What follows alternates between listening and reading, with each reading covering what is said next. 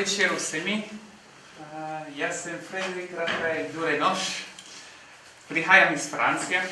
Sicer je že dober 10 let, da živim v Sloveniji.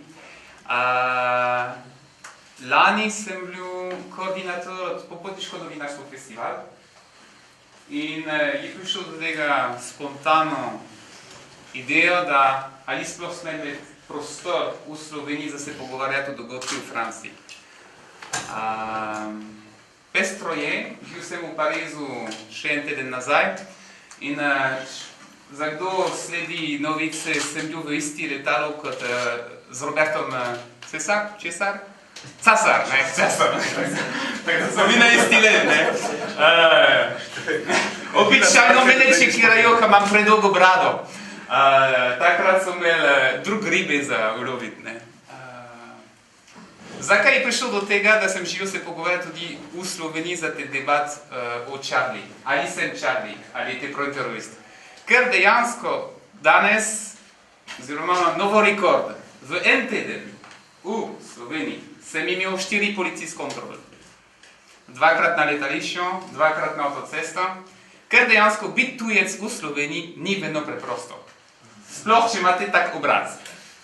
Ne? Tako da stereotipi tudi v Sloveniji so zelo živi, ne?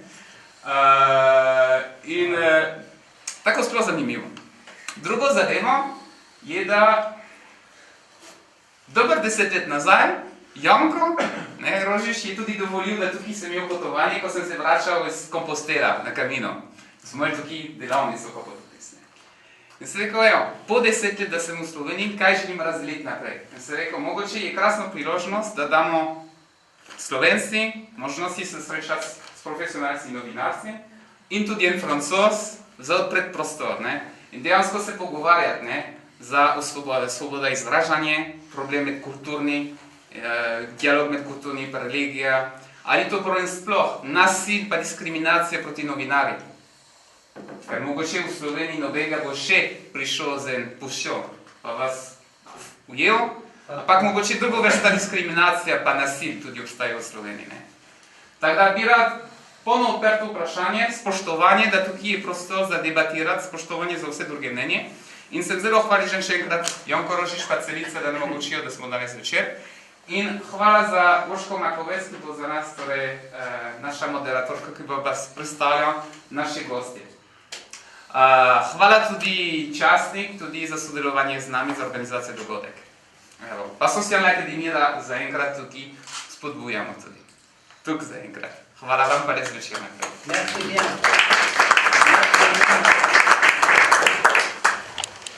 Dobar večer, hvala Rafaelu za dane prisrčen uvod. Jaz pa bi rada predstavila naše današnje goste, gospod Natašo Pirc-Musar, ki je univerzitetna diplomirana pravnica. Dolga leta je delala kot novinarka in televizijska voditeljica na nacionalni in komercialni televiziji, 2 leti tudi v gospodarstvu, kar 10 let pa je bila informacijska pooblaščenka. Od začetka letošnjega leta dela kot odvetnica in je tudi podpredsednica Rdečega križa Slovenije. Gospod Rajko Gerič je bil najprej glavni urednik in novinar na nacionalni televiziji, sedaj pa dela kot novinar na Planet TV.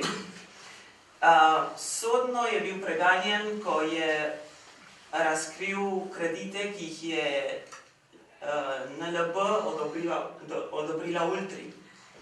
Zato bo danes verjetno imel veliko povedati. Dr. Jernej Letnar-Černič je asistent za pravo človekovih pravic na Fakulteti za državne in evropske študije in Evropski pravni fakulteti.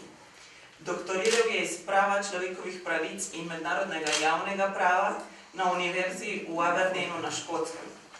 V zadnjih letih je delal na več evropskih univerzah ter pri Evropskem varuhu človekovih pravic. Njegova področja dela so pravo človekovih pravic, mednarodno gospodarsko pravo ter kazensko pravo. Gospod Letnar-Černič, bi se kar pri vas najprej ustavila in vas kot verjetno najbolj teoretično podkovanega od vseh nas tukaj vprašala, kako Evropsko sodišče za človekove pravice razlaga pravico do svobodnega izražanja, zlasti na področju medijev. Hvala lepa za vabilo, da sem v tem pregledamo v nizju. Evropsko sodišče za človekove pravice varuje svobodo izražanja na temelju nekaterih vrednot.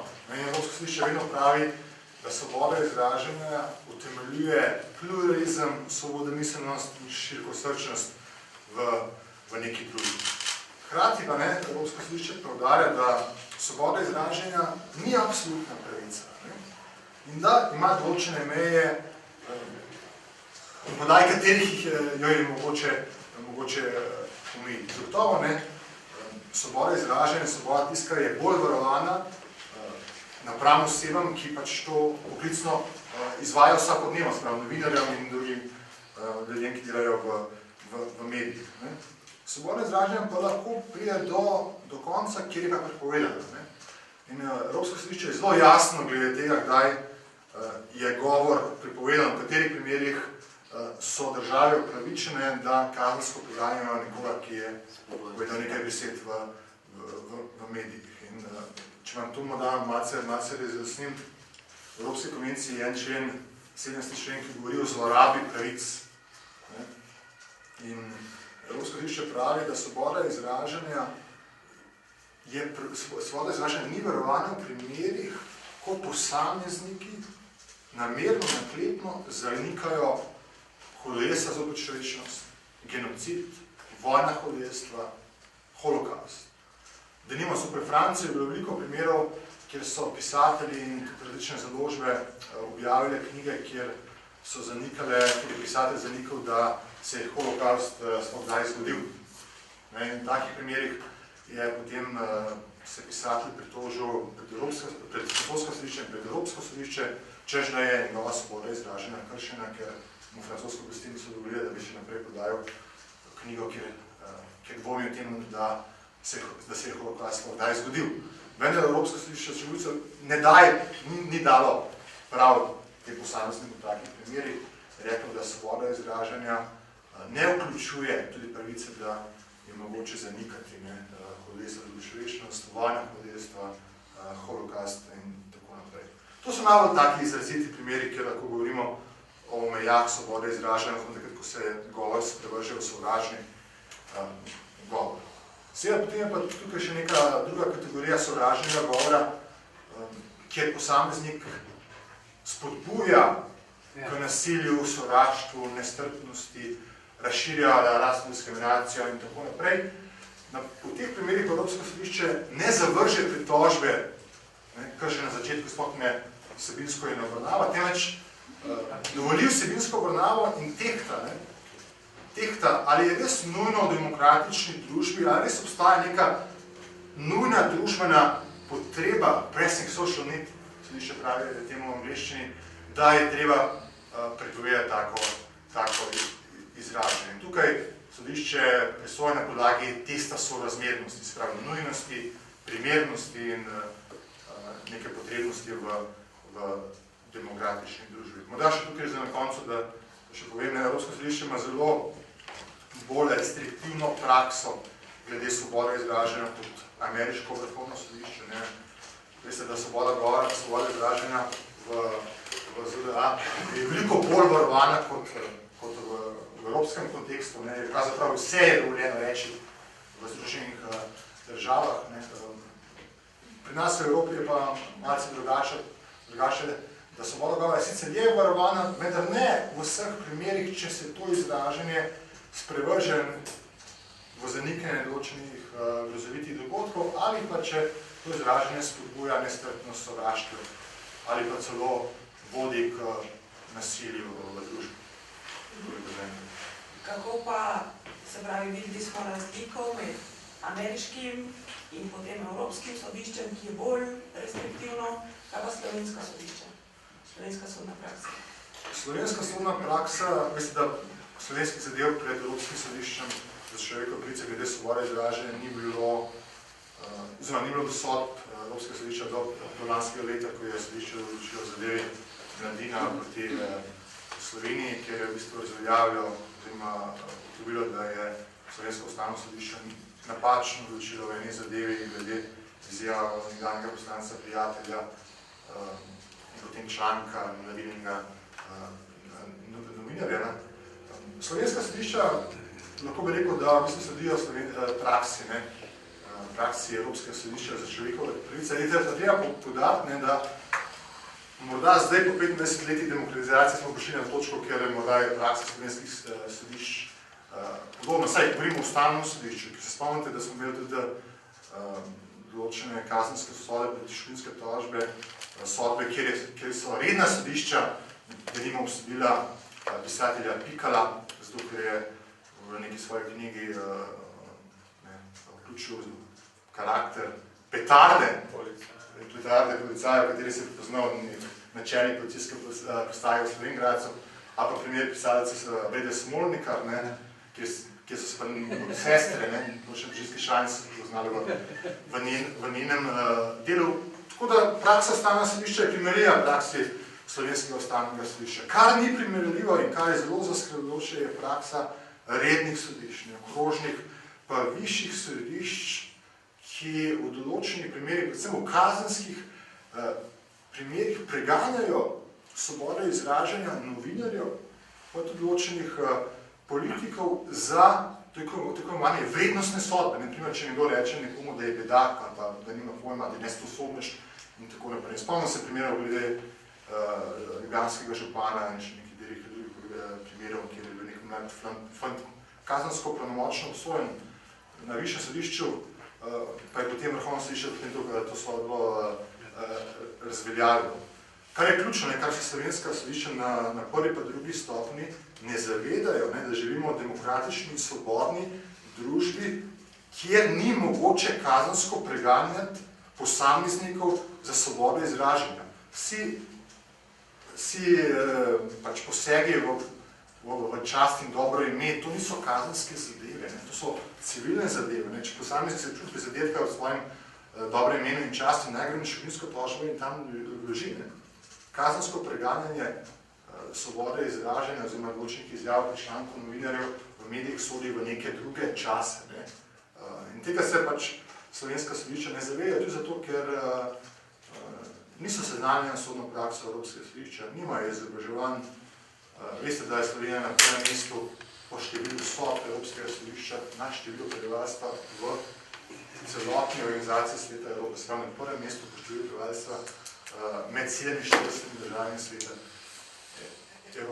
Ta razkorak med ustavnim sodiščem, ki ima določeno raven in mogoče bolj vpeto v tem mednarodnem pravo in nižjimi sodišči. Se še vrnemo k tem konkretnim primerom slovenskega sodstva in medijev. Zdaj pa vprašanje za vse tri. Ali se vam zdi, da za različne vloge v družbi obstajajo različna merila glede svobode govora? Za novinarje, za neke javne osebe, za politike, za umetnike, za navadne državljane? Brez dvoma teža besede ni enaka, če jo izrečete vi kot novinarka ali pa če jo izreče nekdo iz publike, ki je javnosti neznan, ali če neko besedo izreče politik z vidika neke pozicije v družbi. Tudi sodišča morajo seveda, ko presojajo pravico do svobode izražanja, vzeti v obzir to, kdo in z kakšne pozicije je neko besedo izrekel. Zavedati se je pa treba, da besede niso stvar, s katero bi lahko rekli ali pa zamahnili z roko, saj ni nič. Kamor beseda pade, en pregovor udari kot kamen, pusti svojo sled. Skratka, presojati je treba težo besede in govorca, ki je neko besedo izrekel. Res pa je, da je pravica do svobode izražanja, kot je kolega Jernej zelo lepo povedal, tista pravica, ki ni absolutna temeljna človekova pravica. Da razložim razliko. Absolutne temeljne človekove pravice so tiste, v katere predvsem država ne sme posegati. Če govorimo o tako imenovani vertikalni veljavnosti človekovih pravic, pomeni, da država ne sme mučiti ljudi, država ne sme spraviti ljudi v sužnje lastništvo, pravica do življenja, recimo prepoved smrtne kazni v demokratičnih državah, to so absolutne temeljne človekove pravice. Vse ostale so relativne. Kaj to pomeni? Da kadar pride do kolizije med takima dvema temeljnima človekovima pravicama, je potrebno presoditi, katera pravica ob trku dobi višjo veljavo. Ampak štartna pozicija sodnika pri presoji mora biti, da sta pravici, ki trčita druga ob drugo, enakovredni. da ni ena pravica višja od druge. Tisto, kar jaz kot pravnica, ki se tudi ukvarja s temeljnimi človekovimi pravicami, pa opažam v medijih, je pa ta, da mediji pravico do svobode izražanja tretirajo kot absolutno, v imenu katere lahko počnejo pravzaprav, kar hočejo. Pa seveda temu ni tako. Ne? In tisto, kar pa me še posebej žuli v slovenskem novinarstvu, je pa to, da veliko novinarjev ne zna pisati z pozicije ad rem, ampak pišejo z pozicije ad persona. Ne? In to je pa tisto, kar novinarstvo in novinarja naredi za kakovostnega ali pa za manj kakovostnega, da ne bom uporabljala kakšnega drugega izraza. Ne? Recimo kolegica novinarka, ki danes sedi tukaj, je pred par dnevi o meni napisala naslov, kako uspešno bo neuspešna odvetnica zastopala univerzo pri skrivanju profesorskih mega honorarjev. Jaz sicer na podlagi tega enega članka ne bom trdila, da ste vi slaba ali nekakovostna novinarka, ne? Ampak ta naslov in članek je izrazito ad persona. Čeprav ste me poslušali 10 minut po telefonu, ampak očitno ste svojo zgodbo v ozadju že imeli v redu. Jaz sem dobila še več strank, tako da kar pišete, s tem nimam težav. Ne?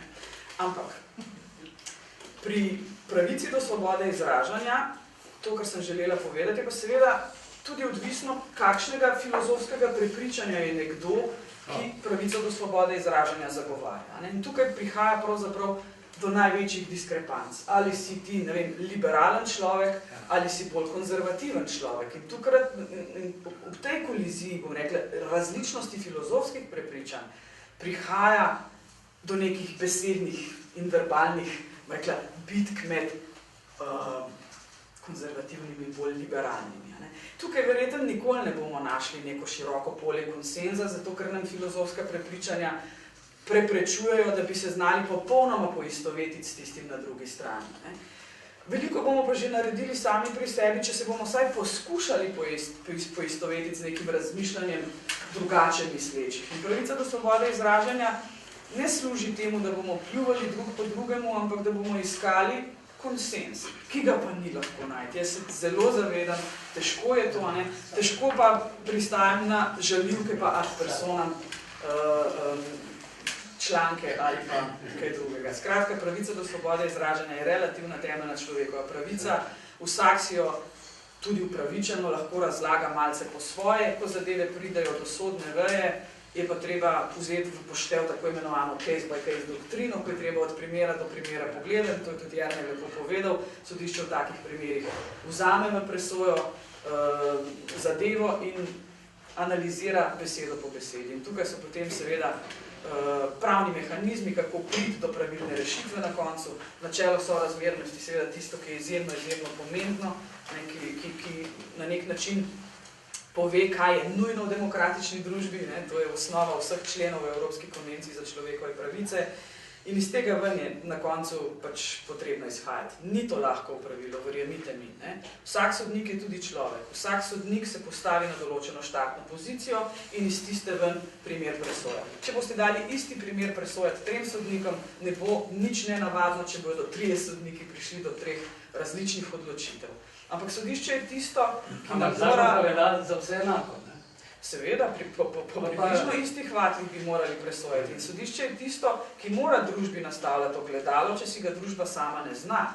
Zato sem jaz takrat, ko smo se veliko pogovarjali o pojavih sovražnega govora, rekla, da se mi ne zdi prav, da tožilci ne spustijo zadev naprej do sodstva. Tožilec zavrže, zadeva sploh ne pride v sodno presojo. In to je v Sloveniji velikokrat narobe. Sodišče je pa tisto, ki bi moralo na koncu neke odločitve sprejeti, tudi zaradi tega, da dobimo neko precedenčno pravo, čeprav Slovenija ne meji na anglosaksonskem pravu, ampak da bi preko primerov poskušali najti enake rešitve za enake primere. In na koncu, seveda pa Evropsko sodišče za človekove pravice tisto, ki poskuša določeno človekovo pravico regulirati povsem enotno za vseh 47 držav članic Sveta Evrope. Verjemite mi, imajo še težje delo kot sodniki v Sloveniji. Sodniki na Evropskem sodišču za človekove pravice morajo vzeti v obzir pa še eno doktrino, ki si reče margin of appreciation. To je, da lahko recimo podoben primer za različne države tretiraš različno. Nekaj, kar je v eni družbi še sprejemljiv govor, morda v drugi družbi ni več. In ogromno je treba pozabi preštudirati, znati, da lahko kolikor toliko verodostojno odločitev sprejmeš, nikakor pa to ni lahko. Gospod Gerič, kje je za vas kot novinarja meja vaše svobode? Jaz bi res pravil izhajati bolj iz prakse, oziroma z tega, kar kot novinar počnem že 24 let. Zdaj, ko govorimo o svobodi govora, jaz mislim, da se v slovenskem medijskem prostoru ta svoboda govora meša s tem, da v bistvu svoboda govora ne pomeni, kot je Nataša rekla, ali pa kolega, v bistvu, da lahko ti rečeš ali pa zapišeš, kar hočeš. Meni se zdi, da ko mi dojemamo neko svobodo govora, to ne pomeni, da lahko napišeš nekaj, kar ni res. Zame kot novinar je že 25 let ultimativni zakon je to, da to, kar napišem, to, o čemer govorim, znam argumentirati, znam zagovarjati in to je predvsem resnično. Oziroma, jaz sem kot novinar naredil vse, da bi te podatke preveril in sem prišel do tega, da lahko trdim, da je to res. Se pravi, da sem jaz prišel do tega. Pri nas v medijskem prostoru najdete vsak dan res kopico člankov, ki pišejo o neresničnih zadevah. O zadevah, ki bi se lahko preverile in če bi nekdo dvignil slušalko ali pa nekoga poklical ali pa ga v parlamentu vprašal, a ste res to pa to naredili, pa bi on rekel, ne, nisem. Sam potem v bistvu dobite odgovor od novinarja, pa še huje od urednika, se pravi od njegovega šefa, ne unga klicati, ker pa nimamo zgodbe. In tega je v Sloveniji res ogromno. Tega je v Sloveniji v vseh medijih. Jaz vam zanesljivo najdem v enem tednu v vsakem mediju najmanj eno zgodbo, ki če bi bila narejena po vseh novinarskih standardih, je nikoli ne bi objavili, ker zgodbe ne bi bilo. Ker ni taka, kot so zapisali. Zdaj eni s tem bolj pretiravajo, eni s tem manj pretiravajo, ampak mene tukaj predvsem moti to, da to svobodo govora mi jemljamo, kot vse bomo že pol, bomo pa popravka, ali pa še popravka ne bomo, ali pa bomo čez 14 dni eno majhno notico objavili in bo v redu. Bere se pa, pa bombastični naslovi, pa se novinarji izgovarjajo, se naslov pa ni moj naslov, pa uredniki napišejo. Mislim, tega je res veliko. Mene te zadeve bolijo. Vsakeč, ko sem bil na sodišču, 3-krat sem bil zaradi zadev, ali sem bil jaz zraven, da smo napisali, ali pa sem jih konkretno jaz napisal, vsakeč sem znal argumentirati, zakaj sem nekaj naredil. In zdaj, enkrat sem obravnal interes javnosti, to je bila sodba Ultra, se pravi Golobič pa ta lastnik Ultre proti meni, kot odgovornemu uredniku in piscu besedila za te kredite Golobičeve. Takrat je sodnica sprejela eno tako, se mi zdi, kaj je rekla Nataša, prav precedenčno sodbo, se kaj je interes javnosti, ali javnost ima pravico izvedeti, da ima minister, da je minister zamolčal lastništvo v nečem in ali sem imel jaz kot novinar pravico objaviti sicer tajni dokument Nove Ljubljanske banke in ne povedati, kje sem to dobil. To zdaj sodnika žula, zakaj jaz ne povem, kje sem to dobil. Tukaj je ta druga absolutna pravica, ki jo novinar more ščititi, pa je novinarji žal ne upoštevajo. Vem za par primerov novinarjev, ki so na sodišču pokleknali, pa so povedali, da so njihovi ljudje. Potem se ne novinarstva je spravi, oziroma pol piše o drugih temah, ne o takih. Druga stvar, ki je bila recimo, jaz sem enkrat na sodišču spomnil, ne verjam, da se boste, jaz sem bil, ko sem objavil sodbo zoper Večera Kečanoviča, takrat je bil on namestnik šefa KPK-ja, Draga Kosa, in on je predaval o človekovih pravicah. Jaz sem objavil sodbo iz leta 80, ko je bil Večer Kečanovič še policist in je pretepil nekoga na policijski postaji tako močno, da je človek ugrušel. Zdaj, on je bil obsojen na zapor, on je 3 mesece ali 4 mesece je odsedel, potem ga je RTL spravil ven iz zapora, ampak bila je pravnomočna sodba v imenu ljudstva in Večer Kečanovič je bil pravnomočno obsojen. In meni kot novinarju se seveda, ko je Večer Kečanovič, dokler je bil on samo pomočnik šefa KPK-ja, ok, ko se je pa on kot predavatelj spravil predavati o človekovih pravicah, se pa meni ta zadeva več ni zdela tako normalno. In sem jaz takrat to sodbo objavil, ne glede na to, da je bila zbrisana. Se pravi, jaz sem naredil kaznivo dejanje. In takrat smo se na sodišču kar precej časa nategovali glede tega, ali je javni interes vedeti, ne glede na to, da je ta sodba zbrisana, se pravi, on je pravnomočno nedolžen, nikoli obsojen in ne vem kaj, pa smo pri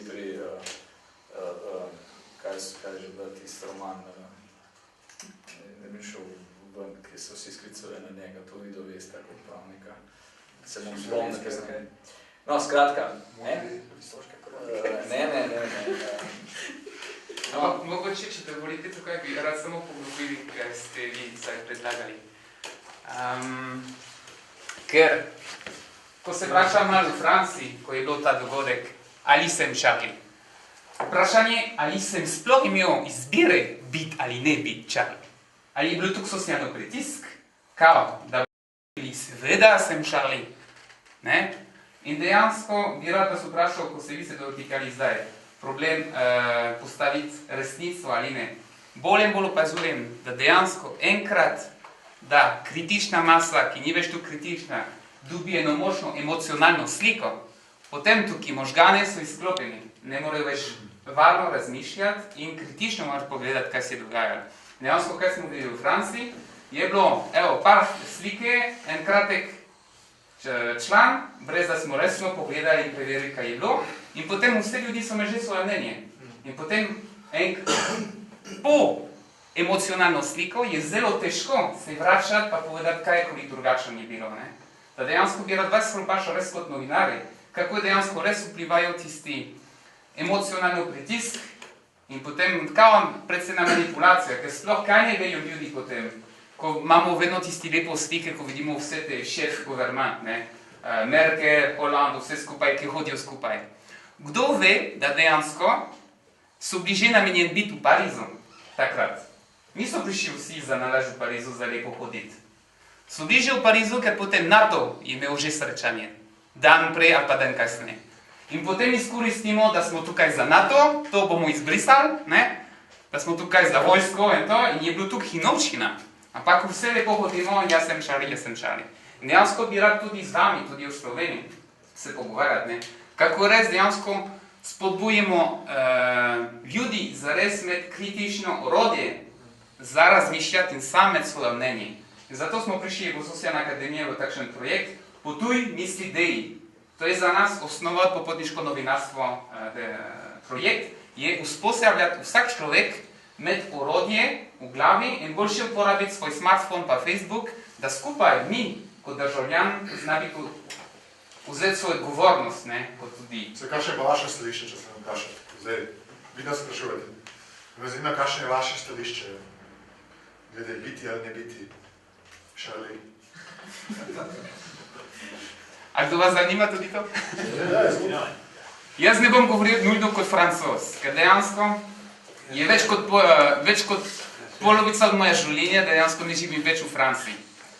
Ampak, dober 10 let, da sem v Sloveniji in ne glede, kako se trudim biti v Sloveniji, opazujem tudi te grafiti na ulici. Ne? Po Charlie potem sem videl novo grafiti, je bilo proti islamizacija. Ta je bilo nov. Ampak en star grafit, ki lahko vidite na Tržaška, je Stop belemu genocidu. Kako? Stop belemu genocidu. Genocidu. Ali pa imam zelo rad tale, ne? Noben človek je ilegalen. In dejansko, ne glede, kako se trudim v Sloveniji, kako se trudim se učiti jeziko, pa delati tukaj, pa evo, pred kratkem je še nekdo povedal, go home. Ne spadaš tukaj, ne? In dejansko za mene je to, ne? Lahko povedam, na kaj se dogaja v Franciji in jaz kot socialno delovec je že 15 let nazaj, da smo povedali, da bo to počel. Ker dejansko niso nas poslušali. Jaz sem rekel, raznoličnost je fajn, če imate želje to živeti po harmoniji. Če je samo raznoličnost, pa potem sovražni govor, pa brez razumevanja, pa je rekel, srečanje med kultura, samo vodi do kaos. Zato je bilo tudi Kaos sveta, ki je bil naš enega od največjih produkt od Bivak festival. Mogoče ste že videli film, še vedno se vrti. Moja stališče je dejansko, bi rekel, v sekret.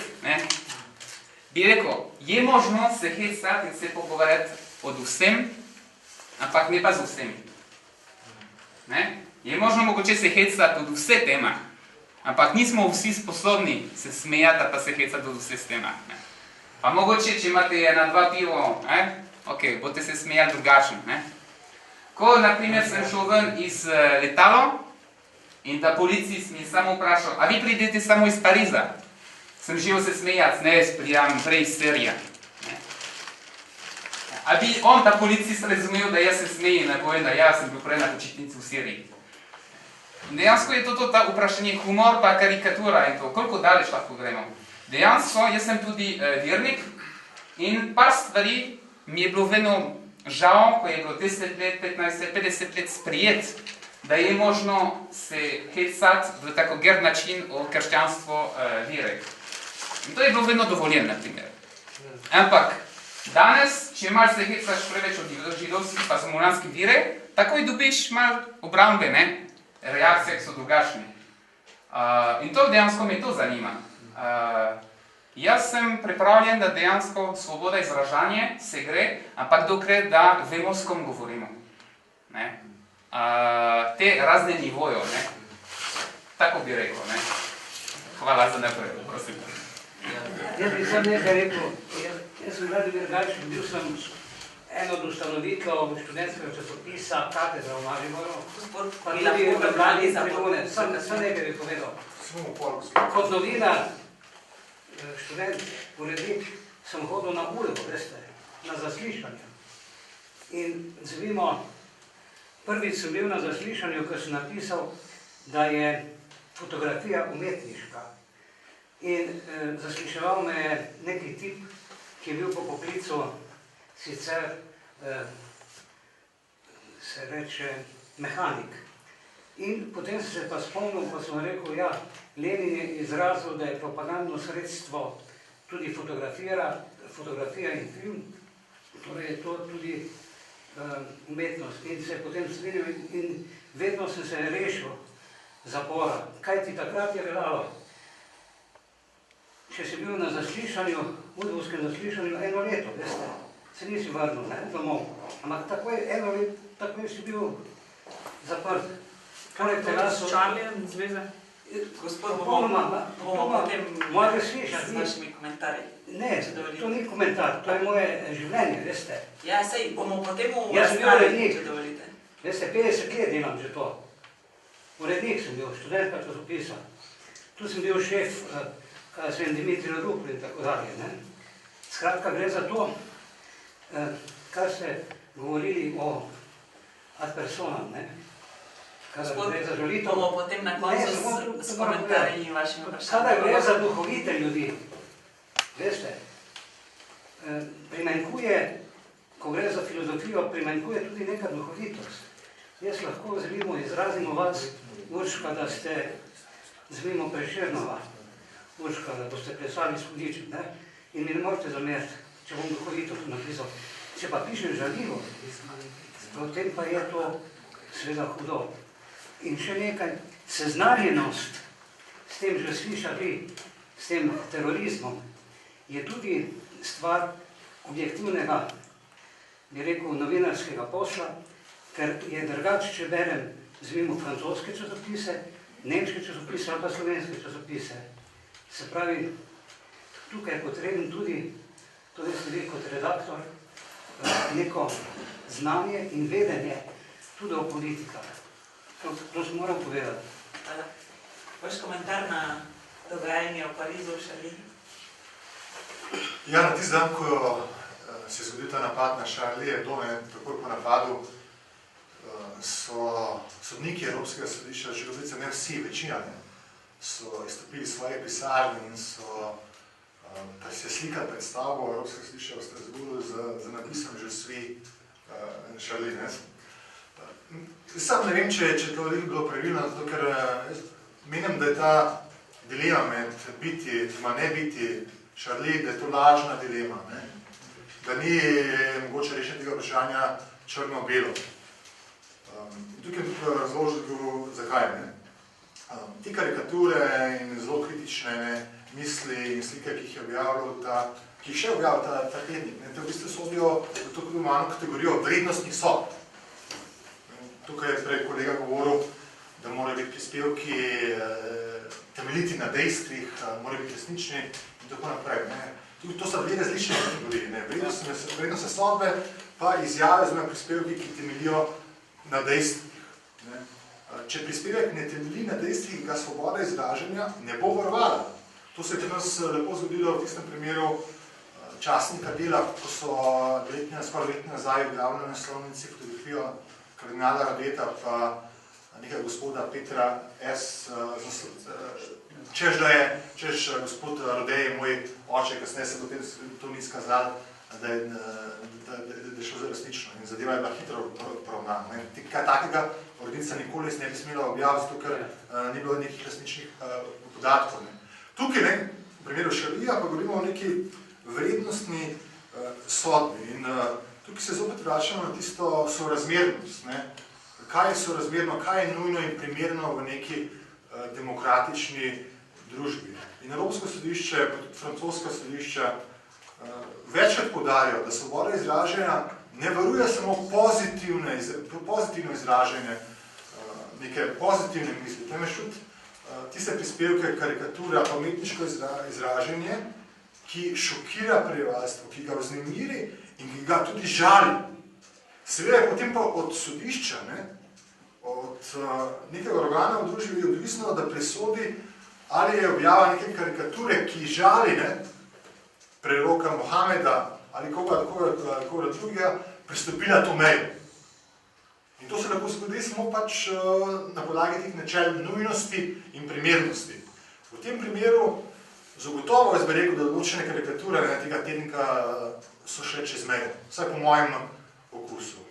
Morda pa ne po okusu celotne francoske družbe, ker vemo, da satira je nekaj tradicionalno razvitega v Franciji, da morda satira ima večjo varnost, svoboda izražena, kot jo ima satira v slovenski družbi. In tukaj, če bo ta zadeva, pa kakšna podobna zadeva prišla pred Evropsko sodišče človekove pravice, bo moglo sodišče dati francoskim sodiščem pa francoskim oblastem določeno polje proste presoje, da bo ta primer lahko presodil glede na kontekst. Ko svoboda izražanja je treba presoditi glede na kontekst, ki vlada v neki družbi.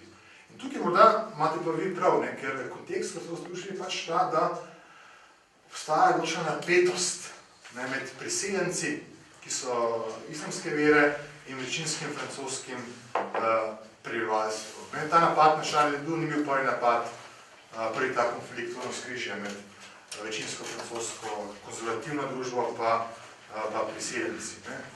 In kot se sami rekli, to se je že napovedovalo že 10-15 let. In če bi se tega kontekstualnega vidika to zadeva presodil, pa morda bi lahko rekel, da morda je nujno v neki demokratični družbi, da bi se morda tudi uredništvo vzdržalo in ne bi objavil teh karikatur. Vendar zopet, kot je Nataša povedala, vse je odvisno od prepričljivosti argumentacij, kako obrazložimo neko zadevo, kako urednik brani neko objavo, kako je urednik Charlie Hebdo brani, oziroma še vedno brani, zakaj je potrebno biti tako kritičen do preroka Mohameda. In tukaj je ključno vprašanje. Ni nekega pravilnega odgovora, pravilni odgovor je predvsem v prepričljivosti obrazložitve argumentov. Jaz moram tukaj reči, jaz sem ob tem Charliju res veliko premišljal. Jaz nisem toliko Charlie. Zato, ker se mi zdi, da, kot je kolega rekel, ta prerok Mohamed, to ni prvič. Mi se spomnimo par let nazaj, je bilo tisto prvič na Danskem. Jaz sem takrat v bistvu začudenim gledal kot novinar z neke druge države, z nekega drugega okolja, gledaš, kaj je ta karikatura povzročila v islamskem svetu.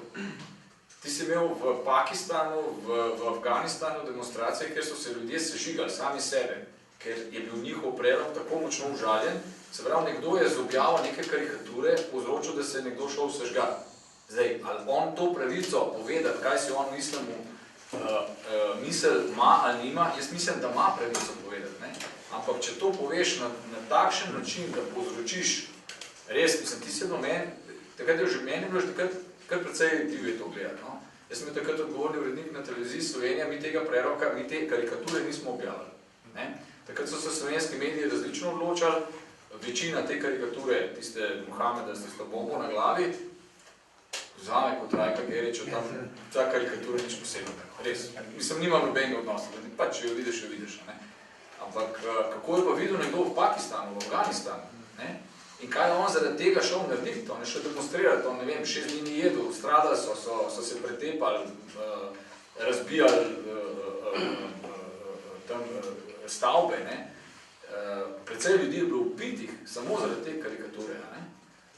Takrat se pa pol tisti, ki to počne, bi moral zamisliti, ne? Tako da, ko se je zgodil ta napad v Parizu, prvi refleks moj je jasno bil, mislim, to je nesprejemljivo, to ne gre tako, ne moreš tu prijati v uredništvo in postreliti ljudi v imenu vere, v imenu Allaha, v imenu Boga, v imenu Bude, meni vsem v imenu Boga. Nimaš nobene pravice, se pravi, v tem primeru sem jaz bil Charlie Tok, ne, da sem v bistvu rekel, to se ne dela, tukaj ni nobene tolerance. Ne moramo reči za njih, vse ste si zaslužili, ne. Je pa res, da je ta dogodek najbrž dal komu tudi misliti, koliko daleč lahko grem v tem, ko se spravim na polje vere, žaljenja, s tem to, kar počnem, ne, pa ali je to satira, ali je to humor, karkoli že je, ne, kako daleč lahko nekoga prizadanem. Ne.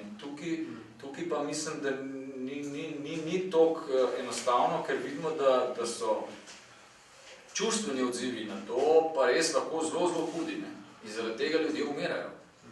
Prejšnji teden so v Afganistanu neko žensko, ki je zažgala Koran. So jo kamenjali, ja. Kamenjali pa zažgali, prosim.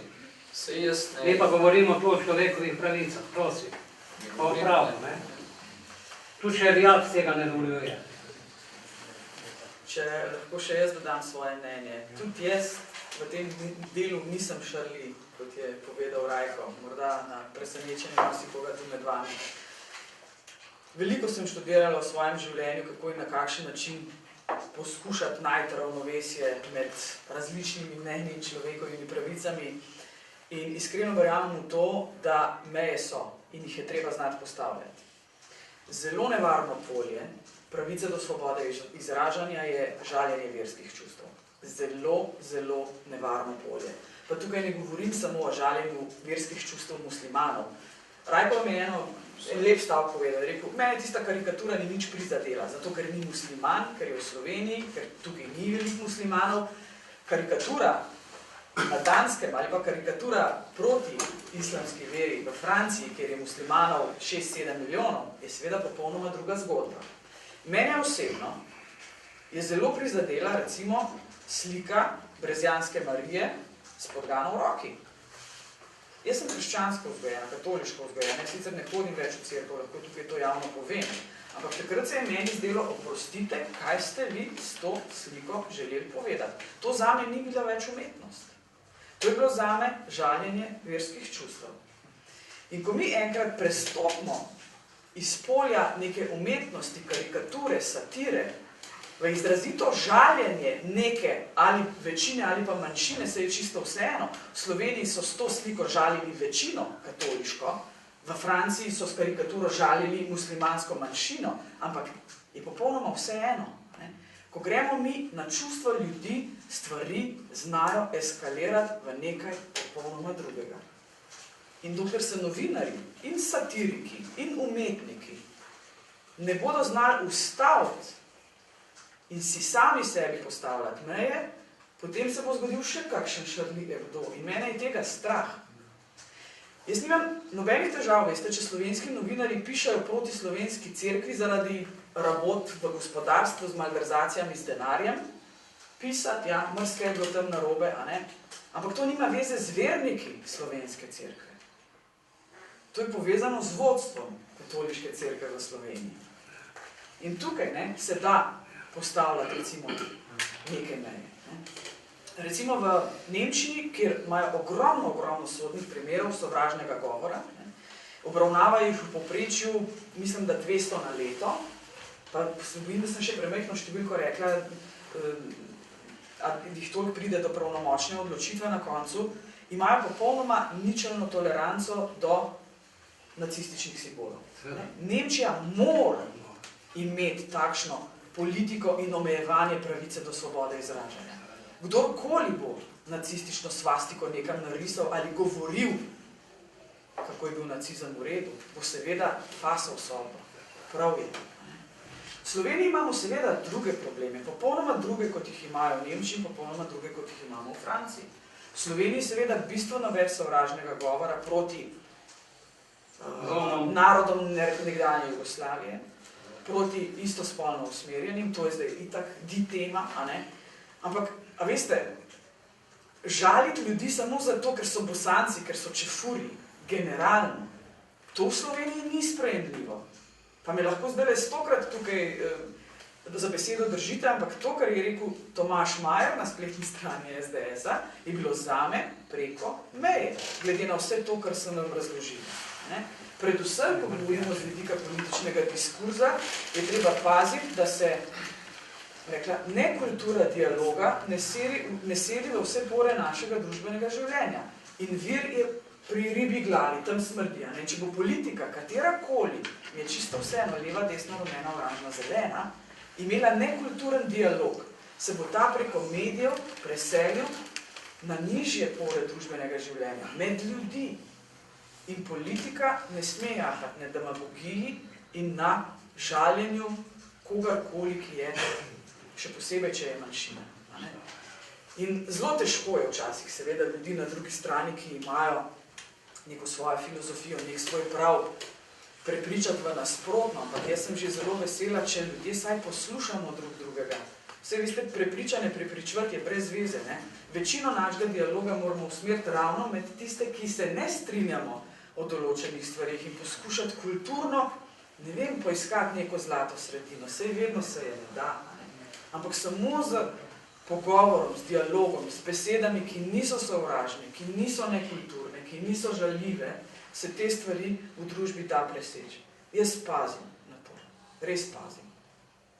Pa morda mi boste takoj lahko vrgli zdaj tudi črtomirko v obraz.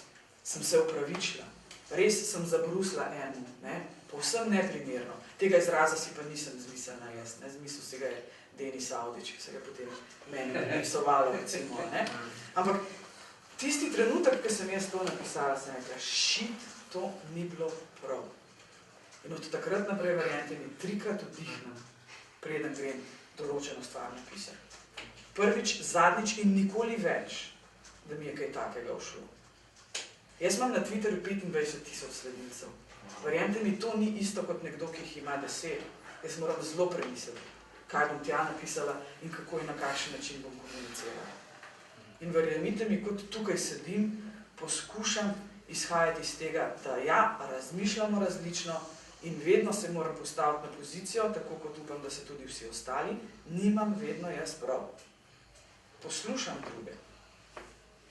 To je tisto, kar si želim, recimo, kot pravnica, kot posameznica, ki živi v Sloveniji in ki dogodki v Sloveniji pač niso všeč. Sovražni govor v slovenski družbi, jaz bi tukaj morda imel drugačno stališče. Sovražni govor ne prihaja samo od zgoraj in navzdol, prihaja tudi spodaj in navzdol, še vsega slovenske družbe, iz vseh koncev se to svetovnozorske slovenske družbe. Slovenska družba v tej smeri ni kaj drugačna kot nemška družba, glede nacističnih simbolov. Vemo, da v Sloveniji smo imeli nažalost v 17. stoletju 3 totalitarizme. Nacizem je trajal 6 let, fašizem 22 let, če se ne morem, da je pa trajal komunizem. In tukaj se lahko vprašamo, kako so pa te totalitarni komunistični simboli dojemljeni v slovenski družbi. Pa tukaj tudi ne treba naresno ločnico. Sovražni govor v slovenski družbi, napačno je misel, da sovražni govor se pojavlja samo zoper pripadnike etničnih manjšin iz bivših republik oziroma istospolno usmerjene. Napačno se osredotoča samo na te instance. Ogromno je sovražnega govora, ki prihaja iz tako imenovane postkomunistične svetovnozorske stranke usmerjeno v drugo smer. Vemo, kakšni napisi so se pojavili po Ljubljani in po drugih mestih. Vse vas bomo vrgli v hudo jamo in tako naprej, in po raznih forumih in tako naprej. Treba je pač, če govorimo o sovražnem govoru in če ga želimo preganjati, oziroma ga izločiti, če ga družba želi izločiti na neko obrobe, kamor tudi sod, tako glede istospolno usmerjenih kot pripadnikov etničnih manjšin, kot glede naše polpretekle zgodovine, moramo pač sprejeti nek pluralističen pristop, ki bo enako, z istim kopitom obrnaval vse situacije. Danes, nažalost, temu ni tako, ker pojavljajo se celo družbene organizacije s te ali pa druge svetovno-nazorske strani in označujejo nekaj kot sovražni govor, kar je na drugi svetovno-nazorske strani in potem se pojavi pač neka izjava, ki pa nasprotno svetovno stran označi, da je pač podala neko sovražni govor. In to je težava slovenske družbe, kjer se sovražni govor uporablja kot politično orožje. Politično orožje pa preprečuje neko dialog med drugačnimi sličnimi v slovenski družbi. Pa bom nekaj povedal, ker morda ni tudi politično korektno. Če neka svetovno-nazorska stran, ki se zavzema za pravice istospolnih oseb in posvojitev, kar je prav, sam se s tem strinjam, ali bo ta ista svetovno-nazorska stran enako strpna do tiste svetovno-nazorske strani, ki se zavzema, da se končno odkopljajo vse kosti iz 600 povojnih grobišč na slovenskem ozemlju in da se končno postavijo nagrobniki, da se končno zazame neko državno stališče, da se postavi spomenike vsem žrtvom, ki so bile zverinsko pobite po drugi svetovni... Kdo je proti, da se te kosti odkopljajo, pa da končno mi naredimo res... Marsi to, Nataša, marsi. Jaz ne, jaz sem preglasila za te stvari, vse vem, da ni.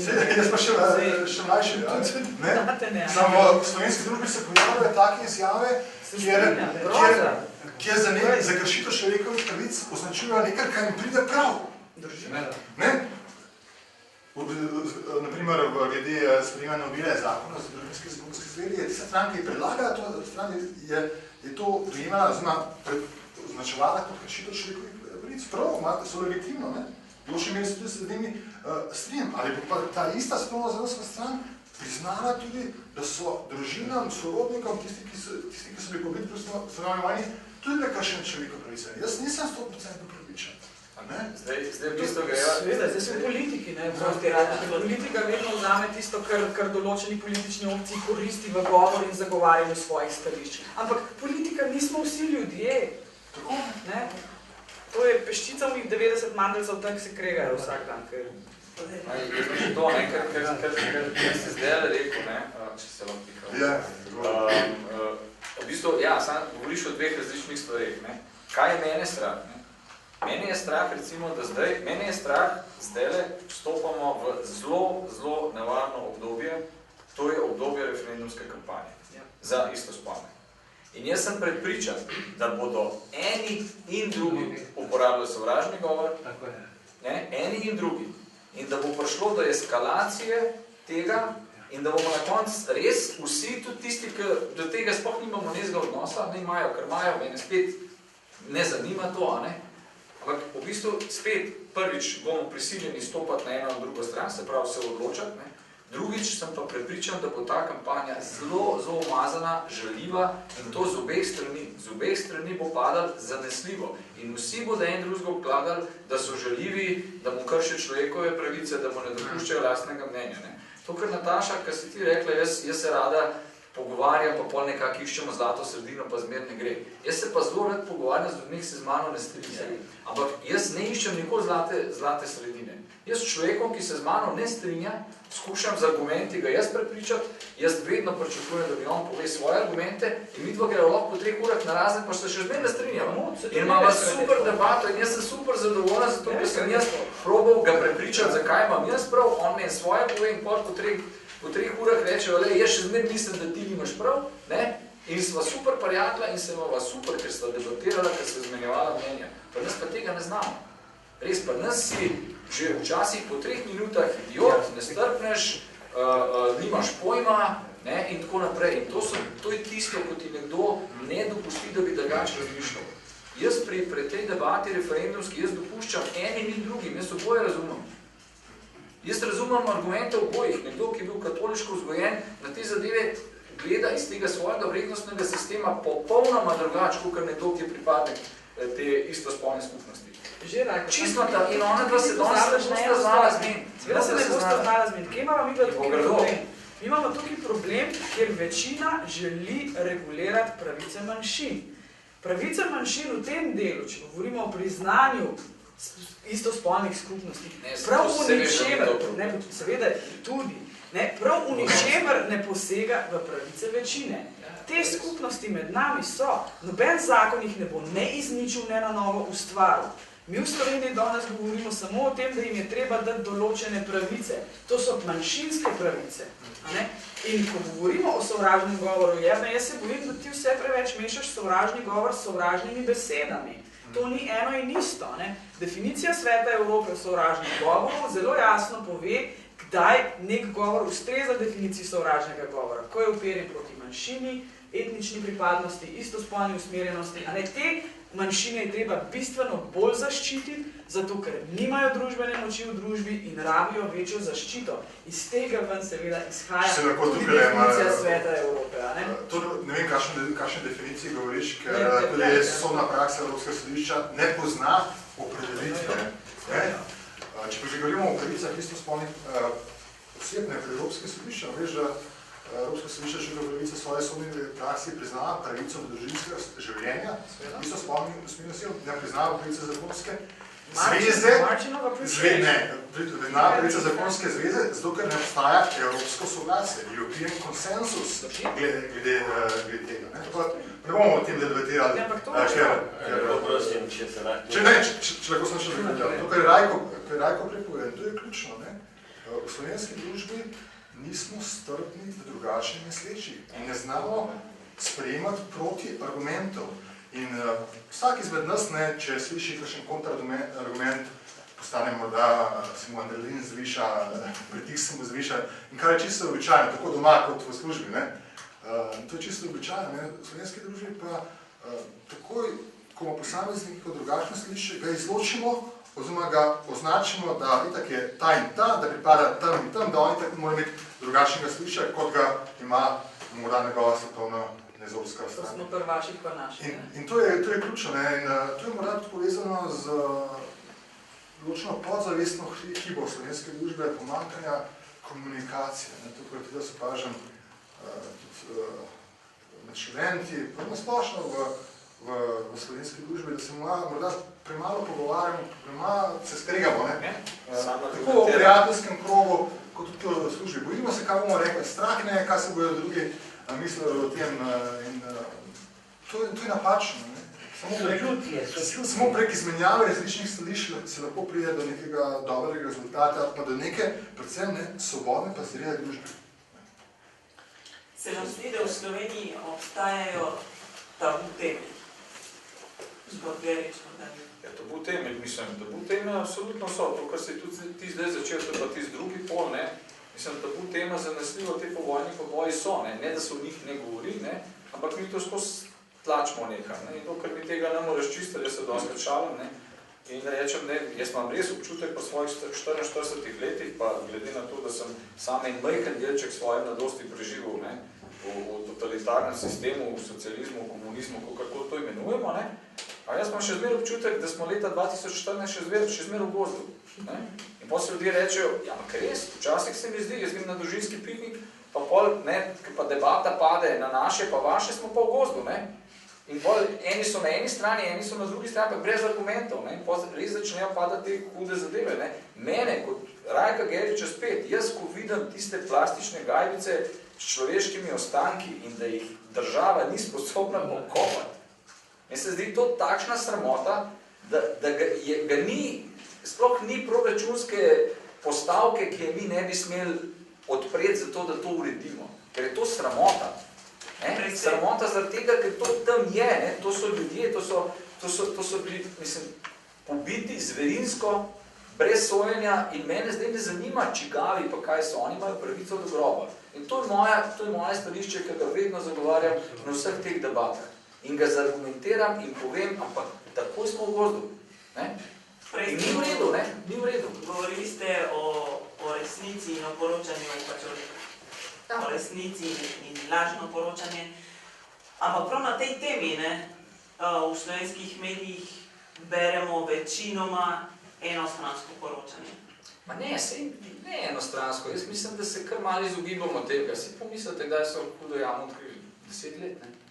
6. Ampak ne gre samo 6 let nazaj, pokcajta se po tem poroča, zdaj pa sam tako malo rečem, aha, spet še ena obletnica in oni so še zmer kar tam. V tem ne gre samo za gajbice in posprtne ostanke, ampak tudi za resnico, ki je povzročila te gajbice. Seveda, se O tem pa se mi zdi, da se ne poroča. Ja, mislim, mi že vsi vemo, kaj se je tam zgodilo. Pa o tem so bile že napisane dosti resne zgodovinske študije, priznani zgodovinari so to povedali, ampak to je to. Ne? Eni temu ne verjamo, eni verjamo, vsi vemo, da se je to zgodilo, ker tam je fizični dokaz. Ne? Mene bolj boli to, da mi tega nismo sposobni po 70 letih urediti tako, da se o tem pogovarjamo, da imamo vsaj grobišče urejeno. Pa se lahko ne strinjamo, kdo je, pa kaj ni, pa kaj je delo, ne? Ampak da imamo vsaj to urejeno.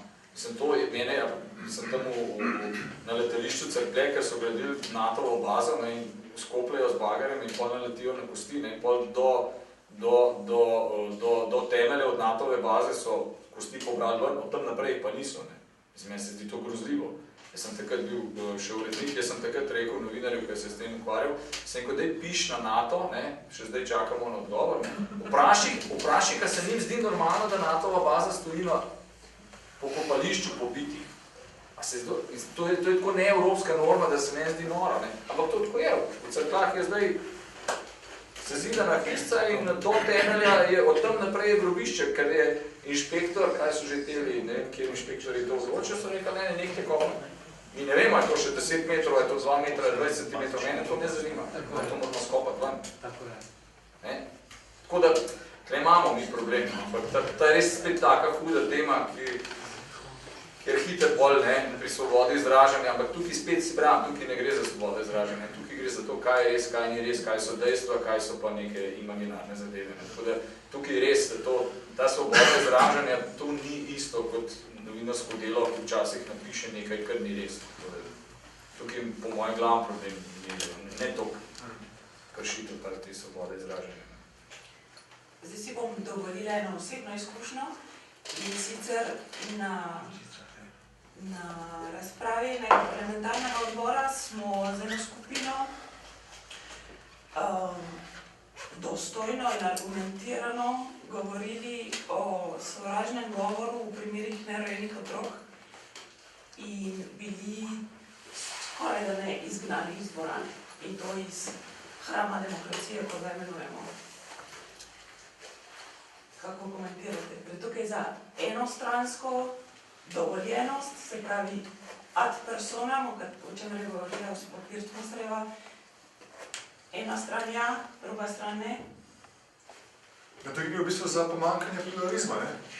Pomankanje odsotnosti izmenjave različnih stališč, čestokrat pač nekomu določena mnenja, določena pozicija ni bila všeč. Za nič drugega ne gre, zato, da je določena svetovno-nazorska stran želi kontrolirati debato o tej temi. Ne se pravi, da se rojstvo začne, da se življenje začne od rojstva naprej, ne samega spočetja.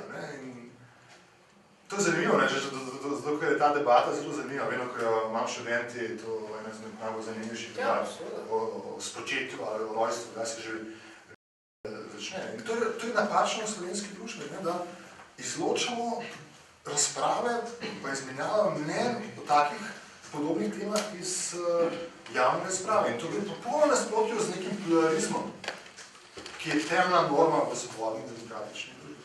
Spet smo pri tem, jaz ne vem, za katero debato je šlo, ali kaj ste se pogovarjali, na kakšen način. Jaz si ne predstavljam, da bi nekdo nekoga dal out zato, ker misli drugače. Vi imate v tem svoje mnenje, če ste ga lepo argumentirano, normalno povedali, pač poveste, lahko se cela dvorana z vami ne strinja, ampak pač se ne strinjajo. Zakaj bi nekdo nekoga pošiljal ven ali pa mu onemogočal, da razpravlja, če to dela v okviru tega časa ali pa teh dogovorov, če se mi zdaj zmenimo, da vsak lahko govori 3 minute, pa če jaz začnem govoriti 10 minut, je prav, da me prekinete. Ampak če smo zmenjeni, da debatiramo, potem pač pustite, da če se tukaj sedim, potem pač povedal, kaj si jaz mislim. in to poskušal razložiti, zakaj jaz tako mislim. Ne more pa nekdo meni reči, ja ne, ti pa zdaj tih botne, zato ker mi misliš prav. Misliti prav, pa ne prav, to se ne da. Ne? Jaz pač mislim tako, kot mislim. Ne? In res, ogromno ljudi se z mano ne strinja. Res, ogromno, v meni je to fajn. Res, jaz res debatiram. Sam ko pa začnejo ljudje vkladati, nimaš pojma idiot naprej in to se stopnjuje, pa se obrneš, pa greš, ker nima smisla. Ne? Jaz ne moram biti idiot zato, ker mislim drugače od vas. Lahko se pa z mano ne strinjate. To pravico dam pa jaz vsakemu. 3-krat na dan, 10-krat na dan, 50-krat na dan. Povsem pravilno, ja. Kar se tiče teh debat, ki so, bom rekla, takšne, ki našo družbo razdvajajo na pol, ne, se mora ena in druga stran spet zavedati, kje določene meje so. Ne. Ko govorimo o abortusu, vemo, kaj pravi slovenska ustava. In če nekdo zastopa drugačno stališče, ima seveda pravico do tega drugačnega stališča, nima pa pravice obsojati žensk, ki abortus naredijo, ker jim tega slovenska ustava in zakonodaja dopušča. Tam so pa meje. In to, kar se je zgodilo v tem gibanju, recimo zdaj, ko so šli ljudje pred ginekološko kliniko in ženske, ki so šle na abortus zaradi kakršnih koli razlogov že zmerjali z morilkami in s transparenti, prostite, tam se pa meni tudi neha. Če dovolite, ni bilo nobenih transparentov. Ne v parlamentu. Jaz govorim zdaj o dogodkih izpred 3 tednov, vi govorite o dogodkih, ko so oni 2-3 leta starja. Jaz komentiram, pred porodnišnico Ljubljansko ni žaljivih transparentov, ampak samo ljudje molijo za mamice, za očete in za... Ne molijo doma. Zakaj morajo to delati pred porodnišnico in izvajati... Sem pogledal, Saša, tukaj je meja, ne? V slovenski ustavi je tudi napisana svoboda zbiranja. Svoboda zbiranja tudi ni na teh vrednoti pluralizma, širokširstva pa strpnosti in tudi na teh izmenjavi različnih stališč. In tudi, da nekdo izraža svoje mnenje, naprimer, da je proti abortusu, da je z življenjem od spočetja naprej pred neko bolnišnico, naj to počne. Naj to počne. Kaj je s tem narobe, Nataša? Pa kaj, zdaj smo demokratična družba. Zdaj si ti jemeš pravičo, da boš nekoga pač označila za to in to, zato ker pač demonstrira z nekim transparentom pred bolnišnico. To je pač svoboda zbiranja, s katerim pač nekdo izraža svoje mnenje o določeni zadevi. Ampak kje boš potem ti postavil meje? Kaj, če bodo naslednjič bili, ne vem, če bodo na ceste prišli ljudje in bodo začeli zagovarjati nekaj drugega, kar je tudi mogoče v družbi nesprejemljivo. Jaz ti samo govorim, da se nimamo pravice na tak način s protesti, z ne vem kakšnimi grobimi besedami pogovarjati o zadevah, ki so v Sloveniji legalne in ustavno niso sporne. Nataša, tu je srčika demokratične družbe. Evropsko sodišče vedno vztraja na stališču, da svoboda izražanja po svoboda zbiranja ne varuje samo neke pozitivne, dolgohotne zadeve, pa govore, varuje tudi žaljive govore pa izražanja, ki vznemirajo in prizadenajo prebivalstvo. Tudi takšno izražanje in zbiranje je dovoljeno. In da nekomu prepoveš, tudi tukaj meje so. In če pogledamo mi kakršne koli definicije, če prej, ki si me vprašal, kaj Svet Evrope pravi o sovražnem govoru, zelo jasna je definicija.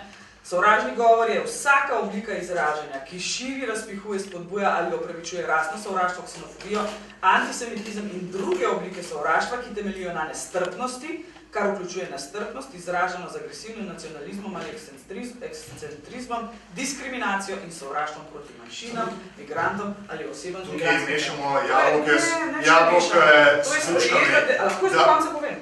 Tukaj imamo debato, Nataša. Jaz sem navajen spremljati take debate. Kje lahko meni skušaš če želiš? Tega ne delam. Svoboda izražanja pomeni pa že lahko posameznik skupaj izraža svoje mnenje, bolj si na zasebno ali pa na javnem kraju. Če nekdo pač se ne strinja s tem, da posameznik imajo pravico do slava, lahko to tem demonstrira, dokler sam oziroma skupina posameznikov ne poziva k sovraštvu, nasilju in nestrpnosti. S tem, da nekdo demonstrira pred bolnišnico, še ne kaže svoje nestrpnosti do tistih, ki mislite drugače. Ampak kaj? Izraža svojo ustavno pravico do zbiranja, ki je srčika pluralistične družbe. Kaj pa želijo? To je težava. pred To je težava. bolnišnico povedati? Takšna stališča so težava v Imamo slovenski svobodo demokratični izražanja. družbi. No, daj, no. Ne, to je pluralizem. To je pluralistična družba in svobodna Ravno družba. prej smo se na začetku strinjali s tem, da meje nekje so. A ne? In meje v redu, jaz nimam nič proti svobodi izražanja, popolnoma nič. Govorim pa o razmerah in situaciji v družbi, ko so določene stvari že družbeno sprejemljive in jih nekdo poskuša pokazati za družbeno nesprejemljive. In mi odpiramo neke teme, ki smo jih mi leta nazaj razčistili. Pri abortusu recimo, kaj se dogaja na Irskem? Kam ženske z Irske hodijo na abortus? Izrazito katoliška država, nimajo pravice do svobodnega odločanja rojstev. Hodijo v Anglijo. Kaj se dela na Poljskem? Sej, mrskašna država nima sprejete take ureditve, kot jo ima Slovenija. A lahko dokončam? Ampak potem, če neko pravilo, če nekaj družba dopušča, zakaj potem z nekimi demonstracijami ustvarjati popolnoma drugačen odnos do nečesa, kar je z ustavno ureditvijo v Sloveniji dopustno? Se pravičujem, to je točno tisto, kar sem omenil pred 10 in 15 minutami. V Sloveniji se glede določenih vprašanj, glede katerih je družba razdeljena, želi ustvariti monopol nad pravilno razlago določenih ustavnih pravic. In to tvoje sliši ravno tako. Seveda ne. Spravi, če je splav dovoljen v slovenskem pravnem redu, oziroma če se življenje začne v slovenskem pravnem redu od rojstva naprej, to še ne pomeni, da ljudje, ki imajo drugačne stališče, ne smejo tega stališča izražati javno in zasebno. Pravno to si rekla. Oziroma demonstrirati pred bolnišnico. Tam je meja. Ti zaradi mene lahko opiši strokovne analize, izražaj se, ne pa pritiskati na posameznice pred kliniko, ki hodijo tam. To je druge vrste pritiske, Erne. To je vsem druge vrste pritiske. Ja, v redu, se ne strinjam. Meja je zelo v tem, da to niso nobene morilke. Da bi tale debata lahko še trajala. Pač niso. Niso morilke. Ne, niso. Ne. Pred kliniko izražajo svoje mnenje, molijo... Zakaj ga ne izražate kje druge? Ne morilke. Zakaj ravno tam? Gospod Litlan Černič je že pojasnil, tako da zdaj bi zdala še besedo občinstvu. Prosim, bodite kratki, koncentrirani. Hvala. Skušal bom biti kratega, ampak bom šel na vse. To se pravi Charlie, prva stvar. Jaz sem bil dejansko prizadet nad nasiljem, grozo, ki je bila v boji toliko ljudi zaradi tiste karikature. Vendar sem takoj pomislil na tisto, jaz sem upravil logoteoretski tečaj iz Franklovo in sem v tem smislu. Smisel je važni. In smisel seveda žaliti kogarkoli, zlasti pa izverskih čustv ni. In tu moram takoj dopolniti isto. Frankl je bil v Ameriki in je rekel ameriški družbi, ki je najbolj demokratična in tako naprej. Je rekel, v redu, vi imate svobodo, kip svobode. Ampak jaz vam priporočam, postavite na drugo stran kip odgovornosti. Svoboda in odgovornost je tisto, kar ločuje to. Dobro, toliko o tem. Kar se tiče Podgane, kar ste govorili, dejansko to je bila žalitev. Mene kot kristjana tudi. In ko sem predlagal, včeraj je bilo srečanje katoliških izobražencev z Ljubljane, pa mi v Celju, in jaz takrat je bilo ravno v tem. Predlagal sem rekel, dajmo sprožiti postopek, pravniški postopek, ker žalitev je kazniva tudi, oziroma se lahko kaznuje. Vendar niso bili za to, to je pa ta razlika, kar ste zdaj tu govorili. Mi smo mlačni, ti svojo prizadetost ne upaš izraziti, ne vem zakaj. In dejansko niso bili za tak ukrep. In če te stvari ne razčiščiš takoj, se eskalirajo v drugi obliki. Kar se tiče referenduma, jaz mislim, da ne bo nobene bojazni. Pri nas ni problem istospolnost, pa ta zveza istospolnih. Problem je rušenje tradicionalne družine in tu spreminja ta zakon, pa definira, da se dva društva, dve osebe, pa ne pa moški pa ženska. To je dejansko nasilje, čisto nasilje, ampak ne gre, zdaj ne bo tu spora. Kar poznam, malo ta duh je že v tej smislu in je tudi Nadškof takoj po tistem protestu pred parlamentom v Ljubljani rekel, ne biti proti, ampak za. In to je to. Za družino gre, ne pa za proti istospolnim. Samo nadskok nima tu kaj govoriti. Istospolni naj Nima kaj dobijo govoriti nadskok. Moment. Istospolni naj dobijo tiste pravice, ki dvema, ki se družita, ki skupaj hočeta živeti, jim pripadajo. Ne pripada pa jim tisto, kar je, zaradi česa je zakonska zveza. Zakonska zveza je, se dva moški in ženska povežeta zaradi tega, ker želita družino ustvarjati. Se pravi, imeti tudi otroke. Oni pa to ne morajo imeti po tej logiki. To je toliko o tem, kar ste sprožili. Moje nadskok pravico tam govoriti. Kaj ima nadskok govoriti? Ne, kaj, malo. Nima. Smo le dajem pravico. Gospod, dovolite, da povem. Sovražno vzdušje se v Sloveniji pojavlja zaradi česa? Zaradi ustrajanja na revolucionarnih vrednotah. Ker to pa smo z osvoboditvijo, ki je se zgodila leta 1991, ne leta 1945. Mi bomo zdaj proslavljali osvoboditev leta 1945, kar za slovenski narod absolutno ni res. To vsak, ki malo gre pa za to, da to zaradi tega in ti simboli in vse to, to je pa dejansko tudi nasilje. Ker jaz nimam nič proti partizanskim pesmim, ki so domoljubne in tako naprej. Ampak vztrajanje in negovanje revolucijskih tradicij, ki so pa nanesle v nos, začele z poboji in tako naprej, kar ni svoboda. To je problem. In tu je zopet problem, če gremo na to pokop kosti. Tu je žalostno, ko sem zdaj ravno doživel, da ljudje se zaradi te resnice, ki jo ne moreš vsiliti, ampak je rezultat volitev in tako naprej, da je dejansko ta avantgardna kontinuiteta zmagala in ima danes moč in tudi nasilje izvaja, ker ta zakon zdaj je dejansko nasilen in to je ta problem. Ampak ljudje na tej žrtveni strani se ne upajo postaviti pokončno. Dejstvo je, da tisti, zaradi katere so žrtve padale, je danes drugače. Berlinski zid je padel. In tista revolucionarna moč, ki je pobijala ljudi in nas ustvarila 600 morišč, je dejansko bi morala biti poražena, pa ni.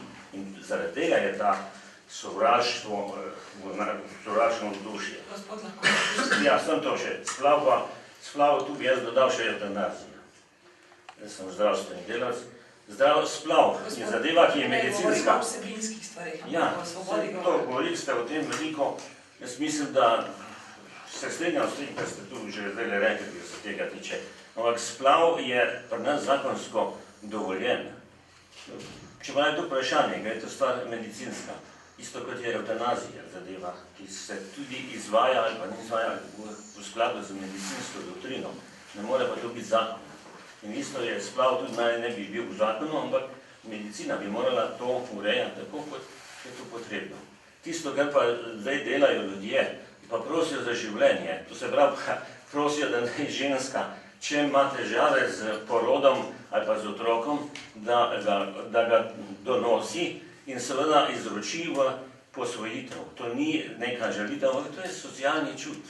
Kajti ženska bo s tem pridobila, ko bo rodila, otroka bojo pa dali v urejo. Toliko sem želel. Se zahvaljujem vam za to debato, ampak mislim, da ste malo šli tudi preveč v konfliktnost, pa razrešiti. Jaz mislim, da logoteorija razrešuje vso problematiko in v tem smislu bi jo morali reševati. Hvala, gospod, še komentar? Ne, gledajte, svoboda govora, vi ste pa svoje povedali, imate neke argumente, jaz se lahko z njimi strinjam, ali pa ne, lahko debatirava še dolg čas, ampak to je to. Sej, niste prižaljivi ne do nas, ne mi do vas in to je to. Vsak, mislim, govorili ste o vprašanjih, kjer vsak lahko ima različno mnenje. To so dejansko vprašanja, ki se tičejo posameznikov, razmišljanja o svetu, njegovi izobrazbi, svetovnem nazoru, o čemer pol veri. O teh zadevah lahko različno mislimo in to ni nič narobe. Problem je v tem, da se ne poslušamo, da začnemo kričati, da postanemo nestrpni, ko nekdo argumentira nekaj, s čimer se mi ne strinjamo. Jaz sam to skušam. Tako da svoboda enega je prav to vredna kot svoboda drugega. Ampak obe imata mejo in moja ne, imata pa mejo, jaz se strinjam. Še kakšno vprašanje? Meja je odgovornost in to, da ne stojiš drugemu to, kar ne želiš, da on tebe strinja. Vidite, Izvolite, gospod Ladek. Mario Pležek iz Socialne akademije. Mene zanima, kaj si mislite o tem novem svetu, ki obravnava sovražni govor. Ne poznam točno, na kakšni podlagi je bil imenovan, kdo imenuje njihove člane, ampak zanima me vaše mnenje, ali bo to, kot je rekel dr. Letnar Černin, spet neko orodje v rokah enih, v smislu političnega orodja, ali je to res orodje, ki bo prispevalo k zmanjšanju sovražnega govora v družbi? Gospa Pirc-Musarjeva, se boste izločili za Seveda lahko razložim. Jaz sem predsednica tega sveta, za odzivno sovražni govor, tako da lahko z prve roke zadeve razložim. In lahko povem svoje mnenje. Jaz sem bila povabljena na ta projekt kot strokovnjak za človekove pravice in za svobodo izražanja. Projekt financira država Norveška preko norveškega mehanizma, določena sredstva je pridobil Mirovni inštitut, ki mora narediti neke raziskave na tem področju in to, kar Svet za odziv na sovražni govor počne, je z besedo nad besedo. In tukaj mislim, da se z Jernejem strinjava. Mi smo povedali, kje mislimo, da so pač meje bile prekoračene, nismo v ozadju nobenih drugih stvari počeli, ne dajali prijave na policijo, mi nimamo možnosti kaznovanja, imamo pa pravico povedati svoje mnenje. In tisto, kar mi želimo, je potem, da se pač z druge strani tisti, ki ne mislijo enako, spet začne neka kulturna debata. Kaj se je pa zgodilo na podlagi odziva Sveta za odziv na sovražni govor? Danes v Reporterju pa 3 članki na to temo, miselna policija Nataše Pirc-Musar, a smo spet na ad personama. Jaz pa poskušam pač argumentirati, kje mislim, da besede mejo imajo, verjamem v to, da meja nekje obstaja, in se je bil ustanovljen na drugi strani pa Svet za svobodo govora, in sem pričakovala, da bomo z nasprotne strani, če tako lahko rečem, dobili neke argumentirane, pravno utemeljene navedbe, pa jih nismo dobili smo pa miselno policijo Nataše Pirc-Musar. Nisem jaz miselna policija, ampak samo veliko o teh stvarih pač razmišljam. In to na glas. V tej zadevi se je zgodilo kot v vseh drugih podobnih primerih. Najprej se je ustanovil svet, ki ga vodi Nataša, potem se je hitro zatem ustanovil nek drug svet na drugi svetovnoski strani in zdaj se bo te dva različna organa komentavala in tako naprej. Debatirala, ja, in tako naprej, če vzamemo bolj tako dohotno besedo in termin. Jaz pa ne vem, saj sem drugačnega stališča, jaz bolj preferiram ta ameriški pristop, da družba sama skozi nek notranji proces, skozi dialog pa debato te oblike, pa tudi primere sovražnega govora izloči na neko obrobje. Ker v Sloveniji je težava v tem, da je sovražni govor v samem srču slovenske družbe, nekega tudi politike. Tako naprej. Jaz nisem prepričan, da bo dal neka civilna družbena organizacija s tega pa druge strani lahko pripomore k temu, da bo sovražni govor izločen na neko obrobje. Mislim, da je to odvisno od zrelosti družbe pa od zrelosti ljudi, pa posameznikov. Vsak posameznik je odgovoren za svoje besede in dokaj ne bojo ljudje tega sprevedali, se to še ne bo spremenili, se po mojem mnenju. Težko je tudi zdaj reči, kaj bo to povzročilo. Pustimo jim delati, se ne delajo nič tazga, ker ne bi smeli, tako da hvala Bogu, po enem letu bom pa lahko dal oceno, ali ste se zaleteli v ideologijo, ne vem, ali pa delate to, kar je prav, da delate. Če govorite, če ščite svobodo govora, pa kažete na sovražni govor, po mene to lahko dela 10 organizacij v Sloveniji, super. Tako da, hvala Bogu, da se kdo s tem ukvarja, da argumentira in po enem letu bodo zanesljivo vsi nekaj naredili in takrat lahko rečeš, ali delajo dobro, ali so od zadnji. Ne gre za to, ali delaš dobro, ali delaš slabo. Gre za to, da pač upozarjaš na določene stvari, ki so v družbi, bom rekla, sporne. Vse spet, tako kot sem jaz rekla, jaz vedno poskušam razmišljati, rečem, da vam je 100% prav. Jaz z velikim veseljem debatiram s kolegom Jernejem, zato ker so oba pravnika in točno vejo, o katerih stvareh govorijo. Ampak pri sovražnem govoru res stvari niso tako enoznačne in tako preproste. Da bi avtomatsko zdaj, ker bomo mi rekli, bo druga stran rekla, nimate prav. Ja, pišu kaj. Ne. Če zaključimo z vprašanjem. Še eno? Izvolite. Se upravičujem, da me lahko upam, da se Ja, še bomo lep prav. srečali. Hvala za zanimiv pogovor in Hvala tudi. še uspeh. Izvolite, gospod. Ja, filozof Wittgenstein je rekel, da so meje sveta meje jezika. Da so meje jezika meje sveta. In posebej, ko spregovorimo o tistem, ko je nekomu na drugi strani čez to mejo sveto, postane to še mogoče močneje opredeljivo. In tukaj se mi zdi, da jaz sem Charlie v prvem krogu morda nekaj, kar odpre in so mnogi Evropejci to poskušali. Da tisto, kar se zgodi v inerciji drugega kroga, da to isto uredništvo še enkrat, s tem, da dokazuje pravzaprav svojo evropocentrično premoč, ponovi pravzaprav sam dogodek, s tem dejansko tudi vse tiste, ki so se prvič odločali, postavil eno izjemno težko dobro. Niso jih vprašali. Niso dejansko z njimi demokratično še enkrat isto konsenzu. Da mi govorimo o tem, da je dvig, komercialni dvig cene in naklade tega časopisa povzročil pa še en veliko hujši problem. Da se pravzaprav smrt mojih kolegov dejansko na nek način komercializira. Tukaj pa vidimo v bistvu kakšna hitra razpoka v odnosu do etičnega, lahko zaradi klišejev, ki jih neka družba v bistvu drami in stereotipov nastane. In tukaj se mi pa zdi, da dejansko se tem klišejem na vseh nivojih treba upirati. In zdaj, če vzamemo citat o tem dogodku Žižka na izjemno uspešnem srečanju v Zagrebu, pred 1000 glavo množico v bistvu, kjer bi po kriterijih varnostnih organov samo 800 smeli biti v dvorani, recimo, ko reče, da je bil Charlie premalo udaren, premalo radikalen.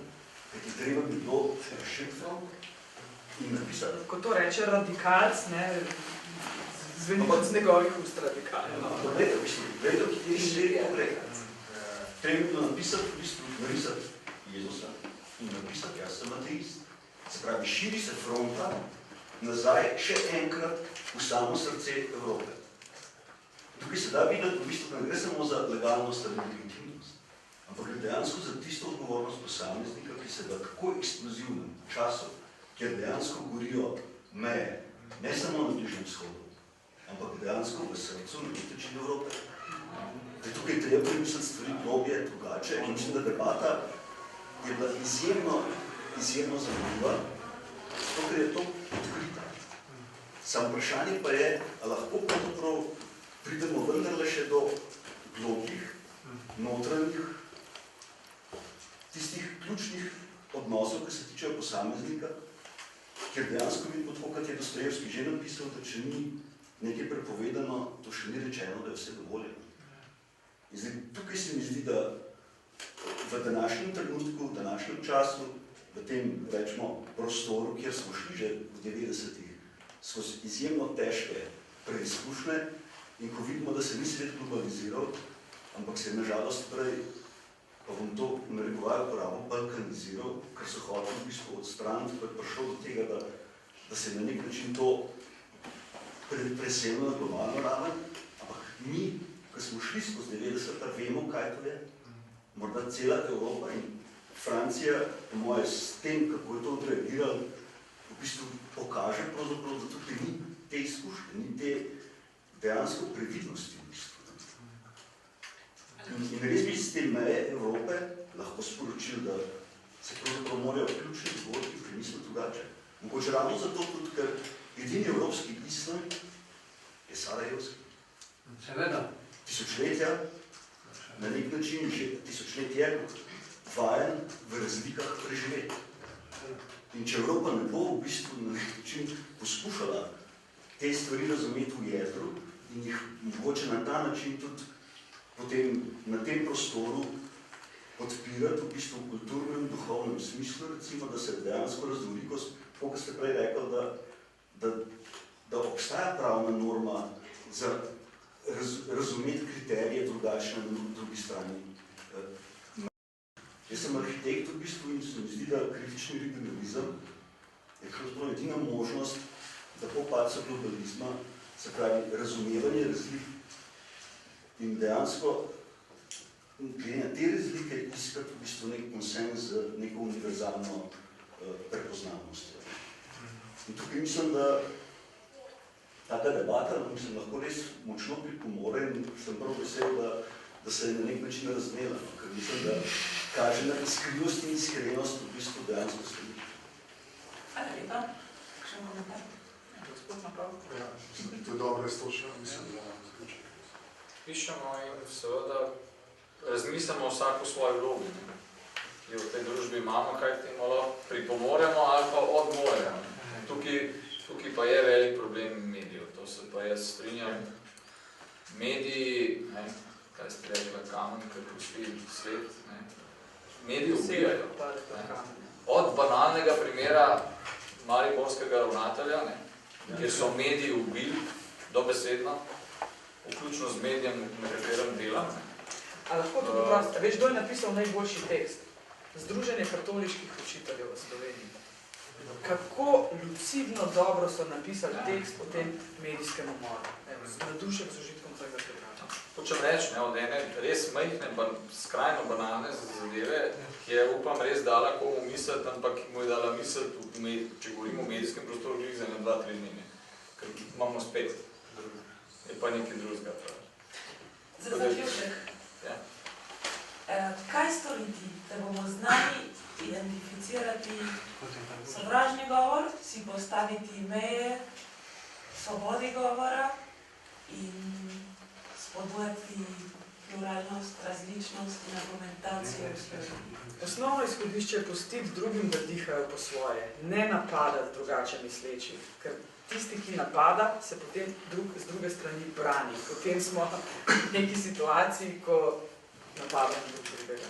Pustiti je treba drugače misleče, da razmišljajo in naj ne napadajo drugače misleče. To je osnovno izhodišče. In vsak, prav vsak, mora dodati svoj kamenček v ta mozaik. S strpnostjo, z besedo. In to je to. Ali pa gospod Gerčič? Pišem to, kar je Nataša rekla, plus to, da ja, argument. Če razpravljaš, argumentiraj in pusti drugemu, da argumentira, poslušaj in skušaj razumeti, ni pa nujno, da se potem še strinjaš. To je pa tvoja, seveda, pravica in ni nič narobe, da se ne strinjamo, je pa narobe, da se ne poslušamo. Mogoče se bomo naučiti sprejemati različna stališča, pa tudi se postaviti v kožo drugih, ki drugače mislijo v slovenski družbi. Mislim tudi, da naša debata je bila zelo dobra. Jaz pomešam take debate, ker v Sloveniji so vedno take miroljubne debate. Nihče ne povedeš direktnega, si se skriva za lepo reči in tako naprej. Takih debat nam manjka, kjer vsak pove bob. In potem tudi spoštuje drugega njegova drugačna stališča. Pluralizem je tisto. Pluralizem je pa odvisen od zrelosti ljudi, od naše odgovornosti, tudi vloge, ki imamo v naši slovenski družbi. Najlepša hvala vsem za sodelovanje.